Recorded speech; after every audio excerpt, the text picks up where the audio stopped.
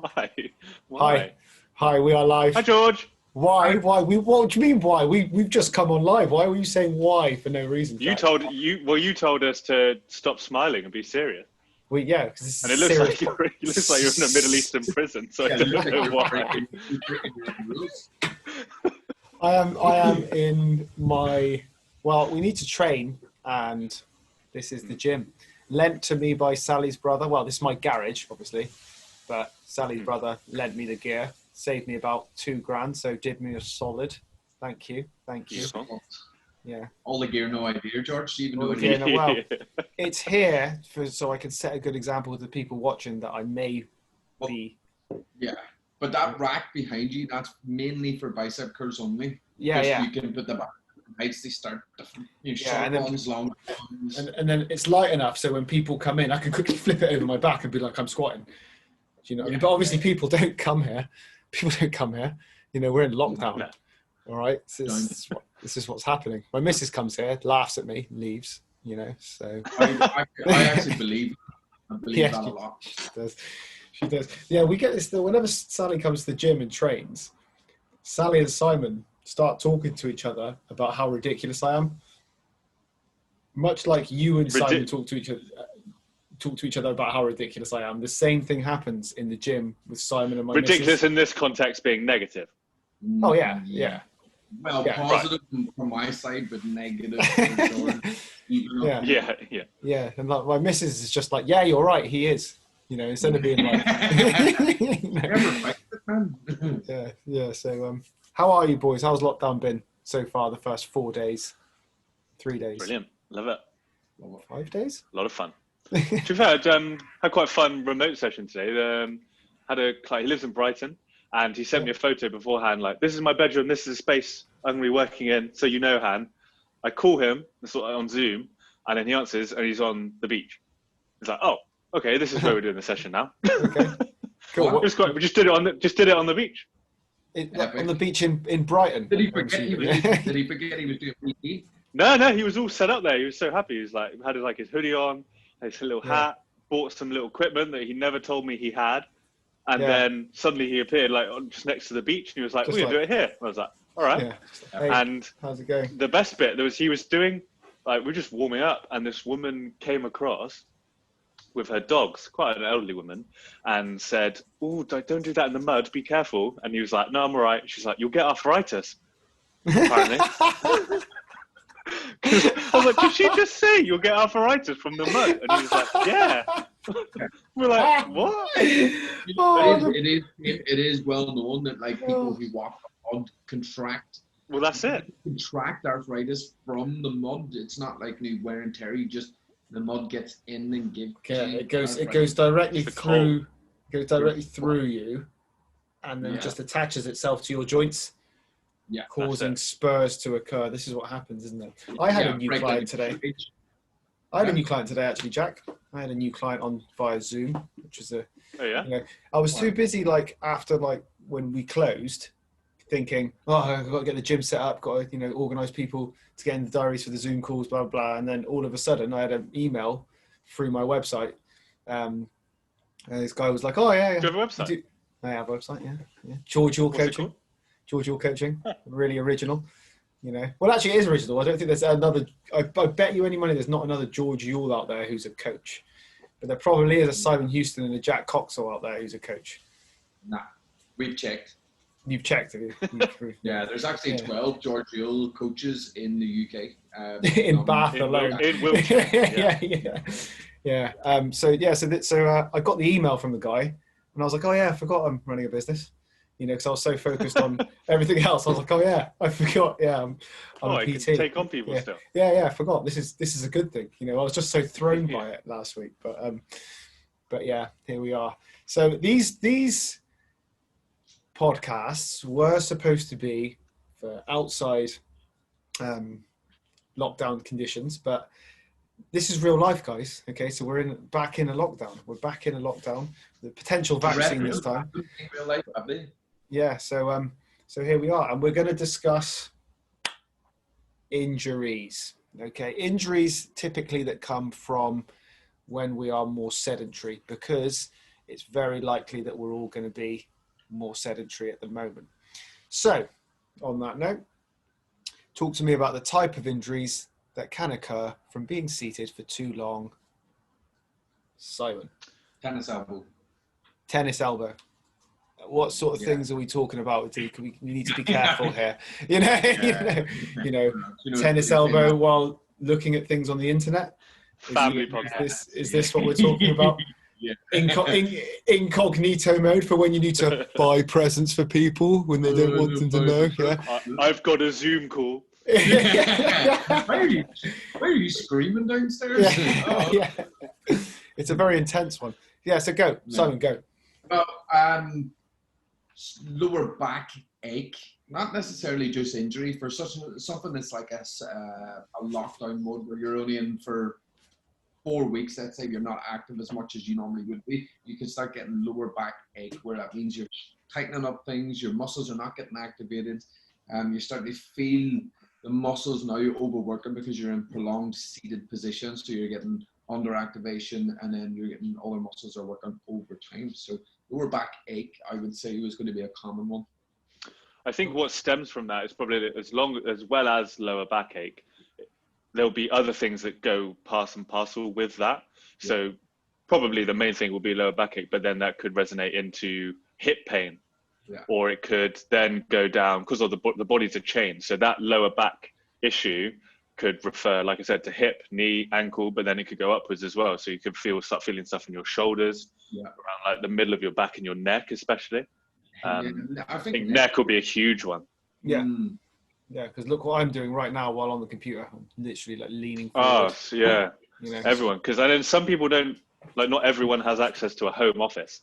So some people are literally, they have maybe a kitchen table, but especially here in London, like you can see it. There's the apartment right across there that has a living room, and the positions the girl sits in for most of the day are horrendous. I want to bang on the window and be like, sit up. Yeah. Half the time she's like, I see her the first thing in the morning and she's okay. By about 4 p.m. her neck's like this, like right close to the screen. It just goes forward and forward. The question, like up on sofas with laptops on their laps, and they're just sitting there like head down, crunching their back in that position. Yeah. And then the thing is, they'll do that all day, maybe get out for like lunch if they walk around, but then in the evening, especially now when there's nothing really to go do, what do? Sit on the sofa. Yeah. And the issue comes then, if they, all these challenges and stuff came out in the last lockdown, and I think they're starting to just resurface again. The fitness challenges, the couch to 5K and whatever. So, if you spent the last 7 days in the positions that you're talking about, and all of a sudden you start doing these challenges without the proper approach, you've just put your body in a position that's vulnerable for the last 7 or so days, and then you try and go and do a 10-mile run, exaggerating, you're increases your likelihood of injury, doesn't it? Exactly, increase your likelihood of injury. So, these are the things we've got to consider. So the first tip I would give anyone is try and keep as much activity going as you possibly can, whether that's walking, whether that's actual gym work if you have access to equipment in your house, or there's loads of stuff out there at the moment where people are bringing exercise classes out where there is no equipment needed. You use the items in your house. So do keep up with all of these. Maybe have a core routine or whatever, but don't stop and then hit it really, really hard when the moment strikes you. When you think, it's been 5 days, now I'm gonna get back into training and go into the gym and just really, really hit it. You're increasing your chance of injury there. Would you agree, gents? Yeah. You just want to build it up slowly, like you would with anything. Take little steps, and then, like you say, find what works for you. If that is a 10-minute, like you say, little core workout, something that goes against everything you do for most of the day, then do that. I always think that running's a really interesting one, because running is one of the things that we can do for free, but a lot of people aren't equipped to actually run, as in they don't have stability or strength in their legs or hips or back or core. And it's one of those things, like you said, like I said, sorry. It's free. Do you know what I mean? It's just free, so people think, oh well, I can go out there and quickly run and whatever. And there's so many other things that I would prefer people to do. Like we talked about before in the podcast, where you're doing them body weight workouts that are kind of low level output. There's not a huge amount of muscle soreness that come from them, and it's like you're doing cardio and resistance, like Jack was saying. Setting up a body weight circuit for 30 seconds on, 30 seconds off, 6 body weight exercises or 3 repeated around. Lunges, press up position, holds, body weight squats, whatever. And they're going to do a lot more for you than the 30 minutes of running is if you are running with terrible form and you don't have the endurance or the stability. You're actually going to gain a lot more from just doing that body weight stuff because it's going to be hard. It's going to be quite tough. Yeah, I've been using that a lot. Sorry, Jack, I've been using that. You go. I've been using that a lot. I just want to say I've been using that a lot since we had that last podcast, by the way. It's an ingenious idea with the clients just to get them rolling and going. And sometimes, how many times we see it where clients just don't want to rest. And actually it's a low intensity workout like that lasts 10, 15, 20 minutes without them stopping is a really good way of satisfying that. So thank you, Jack. I suppose it's the message here. The other thing that I always find when people go for runs is they'll just go straight into it. Yeah. Nothing will happen before it. There's zero warm up. Nothing. Not even. It's just like, oh, shoes on, headphones on. Oh. They do a quad stretch, don't they? And an arm this. Why don't this? What? Yeah. What's this? Oh, I'm going to stretch my rear delt. This would do. This one as well. This side to side one. And then off they go. And then they've done 10K. Perverts, I think it is, when they're there rolling their hips around. Prepare for the activity. Do something. Even if it's 5 minutes, that will help. Even if, because you can still have like you say. Obviously, there are some people that run better than others. Like you sometimes see some awful technique, but I guess at least they're doing something. But you can do things to help that, or at least put your risk of any of that causing you damage down to a minimum by preparing for it. Whereas most people think you just go straight in and just run. Yeah. They don't even do like a minute steady walk and then a steady jog before they go into their full flight. And I think that's why most people feel they're completely unfit, or they stop in their run probably 5 minutes in, because they've gone from their heart rate being pretty much dead resting, then straight in, they're out the door going, I'm going to do 10K. And after 5 minutes, they're like, oh my God, I'm dying. It's like, well, because your body's just gone, what the hell are we doing? Yeah, calm down. What the hell? You've just basically, it's just gone from 0 to 100 straight away. So I think it does happen. Like you could do stuff like just leg swings and hip openers and all that sort of stuff, a few glute bridges and stuff. Just switch muscles on for a few minutes before you go out. It won't take you long. And almost mentally as well, you can change your mindset from, I was doing work 2 minutes ago. Now I'm outside on a run. Mentally, are you really in it if you just go straight for a run? You could say the same for any home workout or doing any exercise. Yeah. Tell me this, so guys, what would your in a situation like we are now, where people are sat down, or let's say just for people who are sat down a lot, what would be your one exercise that you would recommend somebody to do on the daily to help fight the battles of sitting down? It's something like a cobra, I think. Something like a cobra or a bird dog. Maybe even from the lower body perspective, some glute bridges. George, you can't pick us free exercises, man. Right, cobra then. Go on, cobra, because based on the Jack, and all the rest of them up. All right, so based on the Jack neighbour lady, I'm going to go for cobra then. Just because it does the opposite. Doing it right now. She's doing it right now. It is she actually. It's just the opposite of so that. far forward. We're doing the opposite of that. Jack, I'm really worried about how much you're looking through the window at her as well, though, mate. To be fair, I'm never normally here. It's only the one day. Cobra. I'm going to go cobra. Okay. Yeah. Your turn. I would go for, it's one exercise. Yeah. But it's lots of things in one. The world's greatest mobility flow. Well, yeah, I know that one. Yeah. I would do that. you know, where you're in like a push-up position, foot to the outside of the hand, then you can rotate out, you can go into downward dog. You can add so many layers to it, but it's technically one exercise, so within the rules. I would do that. I don't know, that's bending. No, it's one exercise. If you write it down on a program, you put world's greatest ability play. You don't put you don't write it all out like that. It's one exercise. Okay, fair enough. Good, I like that. I would go possibly for an overhead broomstick squat.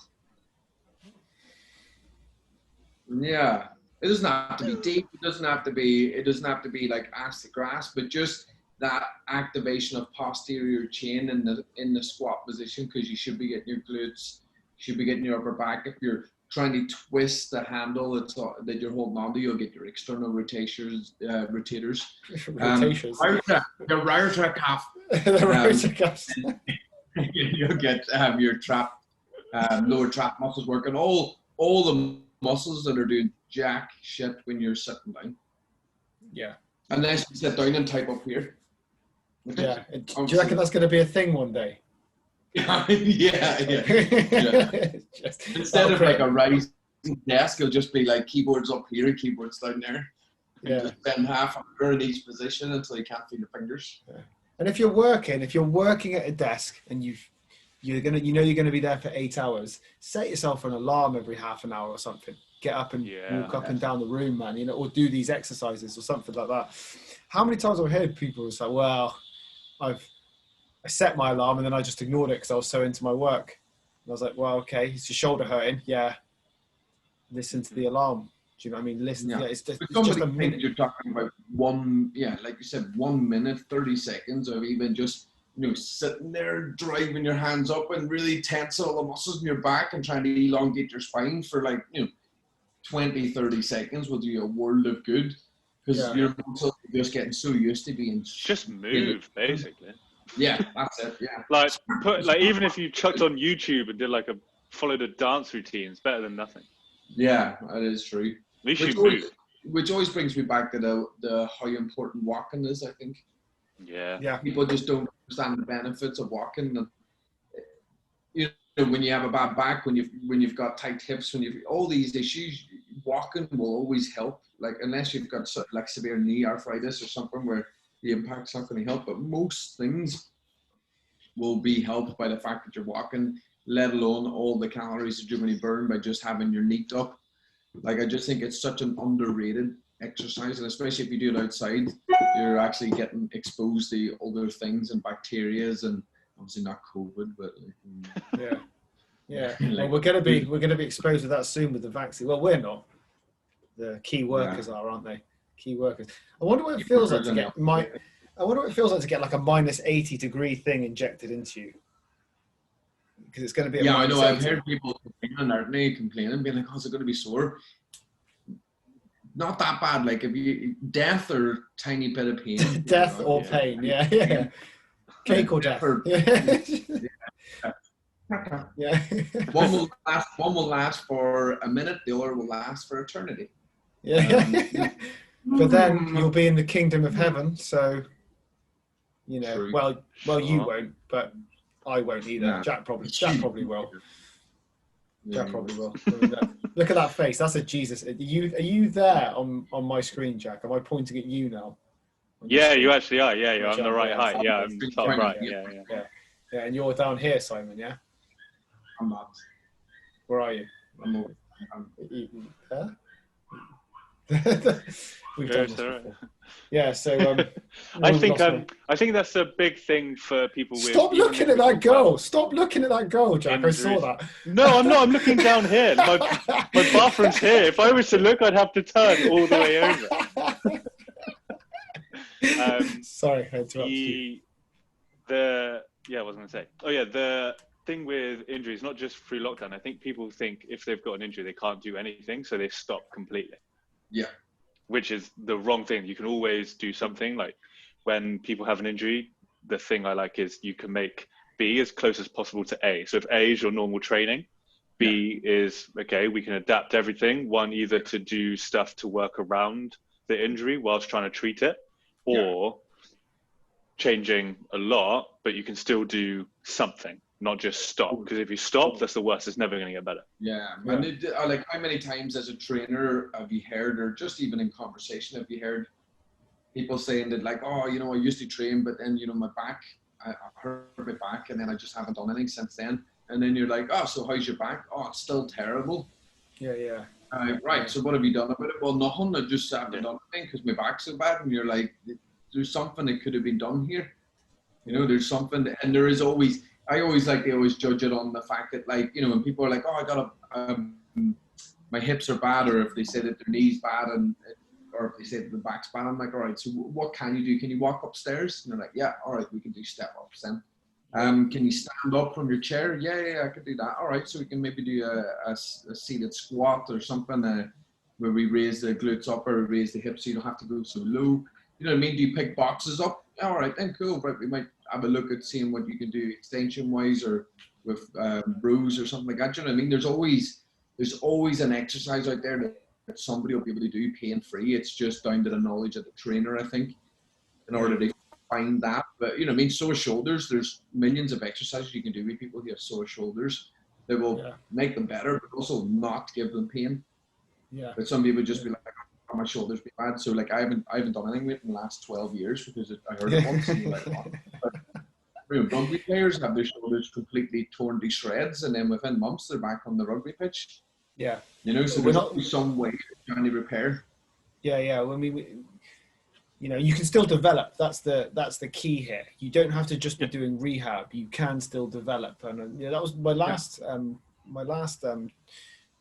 session just before we did the podcast here. It was someone who was talking to me about that very thing. His back's been bad.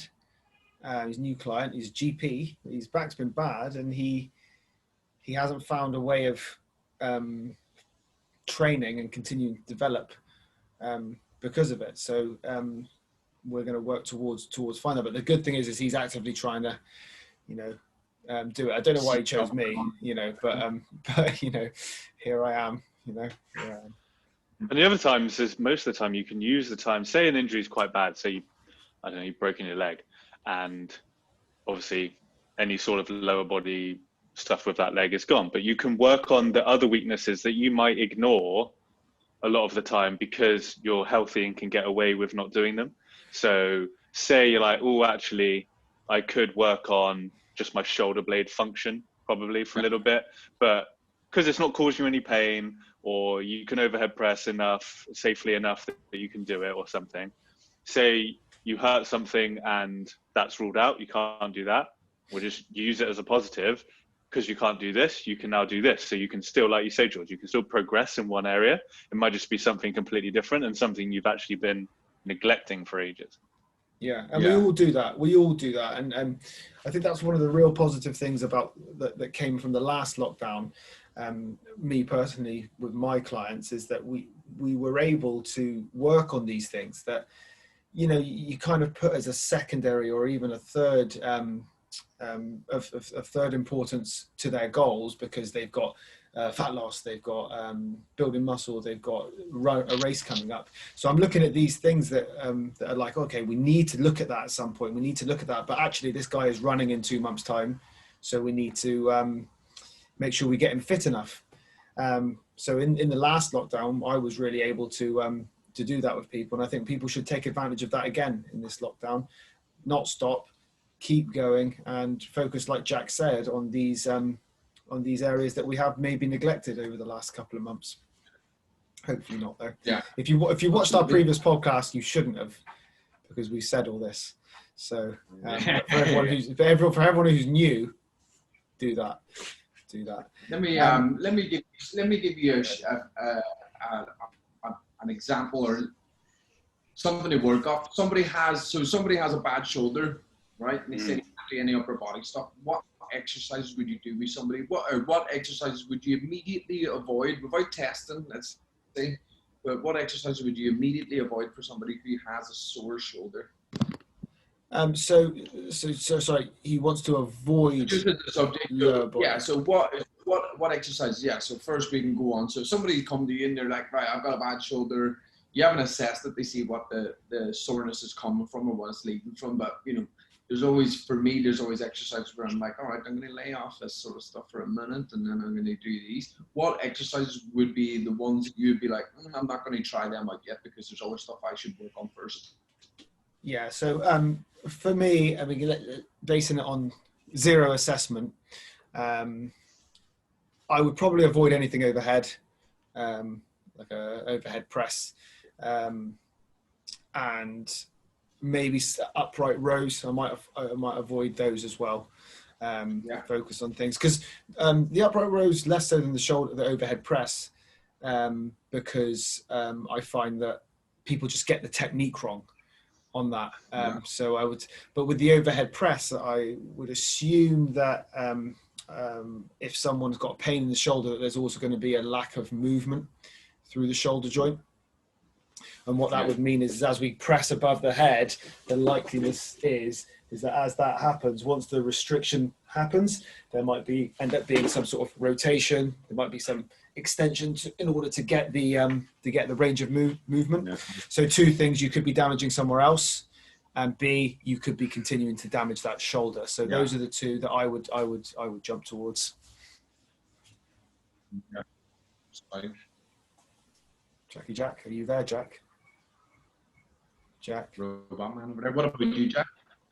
Yeah, it would be the same. So anything overhead, probably, or anything within the pain arc for them. So anything that directly loads the joint, any sort of movement, probably any. I don't want to say any pushing because I say maybe some pushing exercises that may be okay. Yeah. But definitely overhead or anything that closes the joint off rather than opening it up. Depends on how the pain works. It's hard to say without knowing, but anything, that closes the joint off or loads the joint, or any exercises that load the joint directly. Yeah. I would always go for that. Like in terms of shoulders, it would always be I'll hold back in the pressing and I'll go for some more pull and some more external rotation. But it's just the pressing seems to put a lot of stress to the chest. And if we're looking at your average Joe, the posturing, like it's very rare that you've ever had somebody come in with really good upper body posture if they've never trained before. Really good, you know, really like rear delts working, external rotators working, lower traps functioning, rhomboids like all held nice and tight and loads of movement. It's very, very rare. Mostly you would only find that in something like a female, I think, where they have the mobility, but not necessarily the strength in the right places. But pressing for me is always one of those ones where I'm like, I'll test it and see where they're at. I always like to try and find out where the trigger is. But overhead pressing, absolutely not. If somebody's got shoulder pain, just because, like you're saying, Jack and George, just the load on the joint, the stress to the joint in that range, you just can't guarantee. And it's like, that's an exercise you give somebody, isn't it? When you know that they've got overhead movement and you've probably worked on it a little bit, because there's $1 million exercises you can do for shoulders. Yeah. Yeah, I would do the same. I'd avoid the pressing. Yeah. But what about exercises that you would do for a safety aspect? What would you do alternatively?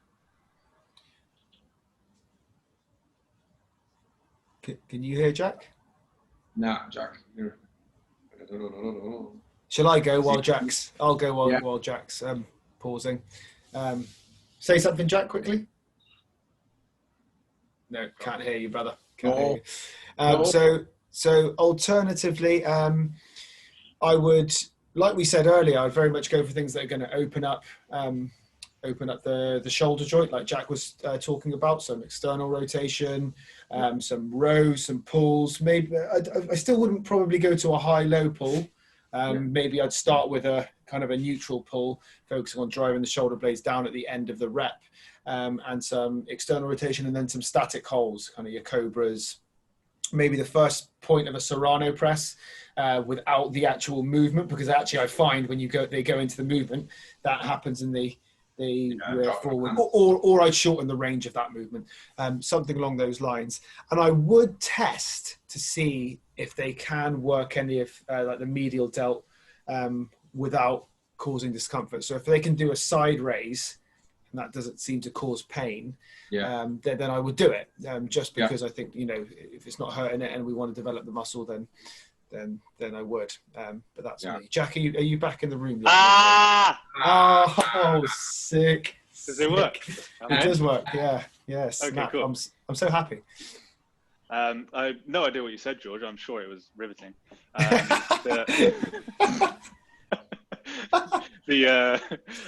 One thing I was going to say was, I think when it comes to shoulders, everyone reverts to, everyone will be weak with external rotation. So everyone jumps on the bandwagon of opening up, everyone's doing these. And I just thought something that kills me. You know, when, just because it's a tip. Please tell me you're going to, I hope I know. When people hold the dumbbell here and then this. No, stop it. Like gravity only works vertically. Yeah, it doesn't work. It's not doing it. It's the worst way to try and do what you're trying to do. So if you've got light weights at home and you're doing this constantly for your shoulder, stop and load it in a different way. Put a band against the door and do that way so the load's coming from that way. Or if you've only got a dumbbell, hinge and come up like that, just because then the gravity is actually working in your favor. Lie on the side, you can lie on your side and do the same thing. Yes, exactly, but one thing I think people neglect is because they think, I need to open myself up, but they can actually solve a lot of their shoulder issues with actually strengthening internal rotation. Internal rotators, as well. So it's not something to always neglect, something to definitely look into because people can do external rotations for hours and years, but then their shoulder issue is still there because they probably do too much. And then they've created a balance going the other way, which again is actually a bad thing. You want to have the balance of both rather than just loading one way. And then I don't want to repeat anything George has said, so if I just stop me. But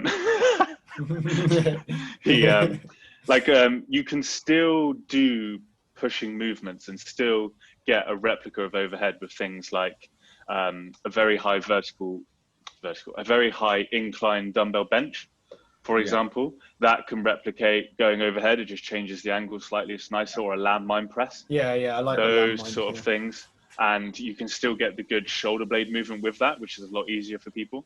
Because I think the main thing when it comes to shoulders is the lack of shoulder blade ability that people have. They just have no idea how to control their shoulder blades, and they don't understand that their shoulder blades actually need to move, and they have movement in them, because obviously the cue everywhere sees every line, set your shoulders back, set your shoulders back. And so that can actually cause more damage because you're constantly setting them back and not strengthening them and allowing them to get better at the movements they're supposed to do. 100%. So I think that's a big thing, especially just for shoulders if we're talking definitely. I agree with that. People always have this idea of fixating your shoulders, but really that's not how it works. Is you reach for something, your shoulder blade you shouldn't be like you should be able to move I can be like, I could grab it, but I don't. Because you're gonna set your shoulder. You have to shuffle. You have to shuffle forward with your feet. You're going like Buzz Lightyear. Like falling off. You could reach down and grab them, but you're like, ooh, bad shoulder position. Go for it. Everyone boys are stressed. But I reckon, like my go-to exercise on shoulders that I always find it, and this is just ballparking and just. Not everybody's going to find it, but I always find that people, some way, shape, or form, can do a trap-free raise. So, if they have overwork and neck issues, if they have shoulder pain, if they have rounded shoulders, whatever, I can go. If their neck overworks, I can lie them on the ground and get them to do a banded one, so they have to take the neck out of it. If they're a little bit more stable, I can go on a bench and incline, and then I can attach it, like I said before, doing an overhead like squat where you've got an activation back. But just like Jack said, as you raise your arms up and back, you're actually moving your shoulder blades down and together. So you're getting lower trap, which flattens the shoulder blades, so helps essentially tuck the shoulder blades back and hold them in the right position. And it's often enough, I find, the place that people are just like, that's unlike the external rotation, they're just naturally weak there. Because there's not that many people that do any jobs where they reach here. Not that many times where people are actually pulling back in that sort of position overhead. Everything's here. Do you know what I mean? Even when you grab a box off a shelf, you're squeezing in and then turning, rotating and pull down. So I always find the trap freeze one that people might not be able to do perfect. You can go on a single arm. You can then progress that onto a double arm and then go further down the line. But it's always going to be a good one for shoulder stability. External rotation comes from the fact that you're turning your hands out. That's my go-to if somebody's got pain. Cool. Well, why don't we do the same thing with knee pain then? What would you avoid if someone has knee pain? Without the assessment, without generally based on what you would see on an average of the clients that we've seen over the years. Like what sort of thing? Anything that causes pain. You don't want to just irritate the joint, especially if you're not able to do a full assessment of what causes pain. So any exercises that cause pain, no. And then it's a very big generalization, but most of the time, knee pain can be put down to an imbalance between anterior, so your quads, and then posterior, so glutes, hamstrings, and calves. So that's normally, typically, if you were to pinpoint one thing that causes a lot of knee pain, it would be that. So it'd be to correct that imbalance, and you can do that with just general isolation exercises. So if you're really limited, especially at the knee joint where any load through it can be quite harsh, and abilities load to increase the strength of those certain muscles quite quickly, something as simple as a hamstring curl. Yeah, it's super basic. There's no direct load through the knee. Maybe if the flexion can cause pain, maybe depends on the individual case, but you can directly target the muscle you want to strengthen super easy. So that's where I would start with that, and then progress that through the progressions as they go. Yeah, I agree with that 100%. Yeah, you kind of covered both the what to avoid and what to do. So well done, Jack. But probably also look at what's causing the pain. There's probably something in their habits. Just leave it down. I suppose. Yeah, I suppose in the long term, that's what, you know. If we had the assessment protocols that we would usually have when we were open, that's what we do. But obviously, with people at home, if you're struggling with either of these two joints that we just mentioned, pain, these are the sort of things that you can immediately avoid and try and do that will more than likely be helpful for you. But the rule is the rule that Jack said. It's a really good one. If anything causes it to hurt, that exercise you can't do for a bit until we have access to someone who can assess that joint and better inform you on what you should be doing. Anything more, guys? I would going on the knee one, because obviously I never got the answer to that. Thanks, George. Well, Jack answered everything, mate. You know. Well, no, I didn't. There's a point. There's a point I could add. I think maybe you're going to do it right now, but go for it. Yeah. No, I won't. I don't think that is what I'll do. And just in terms of exercises, like I would avoid if somebody's got knee pain is a forward lunge. Yeah, front step lunge. Yeah, front step lunge, because you're trying to decelerate everything directly through the quad in a forward lunge rather than getting a lot of glutes or hamstring involved. There's a lot of just knee and quad work in there, and because the force is traveling forward, the quads have to do a lot of work there. So if you have knee pain, you're going to put your knee under a lot of stress in that, and chances of a knee traveling forward is high, and it's not a problem. But when you have knee pain, that seems to be an issue where people don't like to let their knee travel, because obviously you're increasing the angle at the knee joint, you're increasing the amount of stress through the patella tendon, which is the thing that's hurting. So that's one that I always find that I could, somebody could have anterior knee pain, and I could change that exercise into a reverse lunge, and they don't have any pain. Yeah, changes the emphasis. I've changed the stress on the quad. I've changed how as you step up back into the quad, you're getting a lot of hip extension there from the glutes. So it's not just the quad, because when you lunge forward in a forward step and lunge, you have to drive back hard from the quad itself as well. Whereas when you're stepping up into it, you're getting that hip extension action going. So I would always go for that as an absolute no-no. I might do it as like a test, just to be like, yeah, all right, then that's painful, that's cool, great. But I would that's the only thing I want to add. The thing I was going to say is that knee pain or joint pain may not always be pain caused by that joint.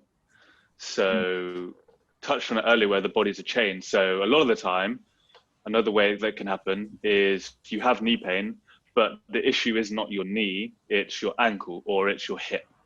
Yeah. Because there's a weakness there. And so in order to compensate, the joint above or below it can then have to take the strain and change something with the way that joint works in order to solve the issue that's happening at the other joint. So classic example, like we said earlier, with running, people running with suboptimal technique, or maybe there's something happening at the ankle. Yeah. If they fix the ankle issue when they're running / walking, then the knee pain can magically disappear. Yeah. Same for the shoulder. Something can be happening lower back wise, hip wise, neck wise, where there's a weakness there. Something's not working quite right. And so then the shoulder has to take the strain and be like, oh, sort this lot out because you're a lot of rubbish. And then that's having to do something it's not supposed to do. And so then it results in an injury or pain there. Whereas, so just always something to keep in mind. Like, I'm not physio, it's not my lane, but that's always something to keep in mind, that it might not always be the direct joint where the pain's happening that's the issue. So look at the whole machine, basically. The body's a chain, so work it from the bottom up. But sometimes you see people doing, that real shallow type squat where the body stays completely upright and there's no hips driving back and forward in the squat. Where they kind of just do like a really shallow squat. If I can give you a terrible example, where they do that. Yeah. They're feeling their knees because their knees are the only bleeding thing that are actually working in the squat. There's no glute activation, there's no hamstring stability, there's absolutely nothing. They're just driving their knees to the absolute end range, which means they don't have as much movement and all the force is going through the knees. Yeah, so get the technique right. Yeah, if you could just change somebody's technique and teach them how to actually squat properly, and then you're like, oh, the glutes are actually working here. I've got some support from the rest of the muscles that are connecting into my leg and my knees. Yeah. Totally. Very good. Very good, gents. Is there anything we'd like to add? Because we are nearly out of time. No? We happy? What was your website again? Did we say this on air? GeorgeYuleCoaching.co.uk. Be careful on the Yule spelling. Oh yeah. Yeah, and also I think I had to update it because I accidentally put couching instead of coaching. Did you actually when you said that? For the first 2 days. I was like, couching. So a few people must have seen that, and then that's the professionalism gone. But yeah. I want some couching actually. Yeah, I want some couching. Yeah. Alrighty then, gents. So same time next week. Same time next week. Yep. Same time next week. Have a lovely Jack. I will send you that stuff some way. I shouted your neighbour as well. Posted a note through her door and be like, "Set up." Yeah. Better right now. She's better right now. She's obviously an active listener. Yeah. It's not live. It's not live, but she. Yeah, she can hear us. She knows. Yeah. She can sense it. In Windows, to be fair. Yeah. All right, gents. I'll see you next week. Ron, see you later. Good one. Bye-bye. Cheerio. Bye, Jack.